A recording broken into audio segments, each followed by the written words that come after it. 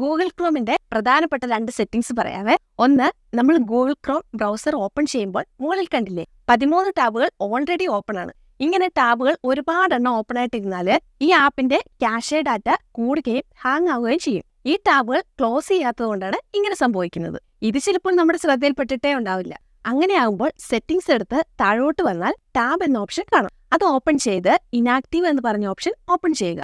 അങ്ങനെ ഓപ്പൺ ആയിരിക്കുന്ന ടാബുകൾ ഇനാക്റ്റീവ് ആകാൻ ഏറ്റവും കുറഞ്ഞ ഡേയ്സ് സെലക്ട് ചെയ്യുക. ഇനി താഴോട്ട് വന്നാൽ 60 ദിവസത്തിനുള്ളിൽ ഓപ്പൺ ആയിരിക്കുന്ന ടാബുകൾ ക്ലോസ് ആകാനുള്ള ഓപ്ഷനും നമുക്ക് എനേബിൾ ചെയ്യാവുന്നതാണ് കേട്ടോ. രണ്ടാമത്തത്, നമ്മൾ വിസിറ്റ് ചെയ്യുന്ന എല്ലാ സൈറ്റുകളും ഒരുപക്ഷെ സെക്യൂർ ആകണമെന്നില്ല. പലതരത്തിലുള്ള സ്കാമുകൾ ഉൾപ്പെടുന്ന സൈറ്റുകളൊക്കെ ആയിരിക്കും നമ്മൾ നോക്കുന്നത്. ഇതിന് നമ്മൾ പല സമയങ്ങളും തിരിച്ചറിയാൻ സാധിക്കാറുമില്ല.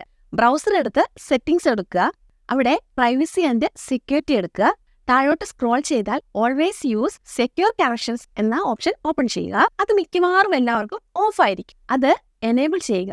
ഇങ്ങനെ ചെയ്താൽ സെക്യൂർ അല്ലാത്ത സൈറ്റുകൾ ഓപ്പൺ ചെയ്യുമ്പോൾ നമുക്ക് വാർണിംഗ് മെസ്സേജ് വരുന്നതാണ്. വീഡിയോ ഇഷ്ടപ്പെട്ടാൽ ഷെയർ ചെയ്യണേ.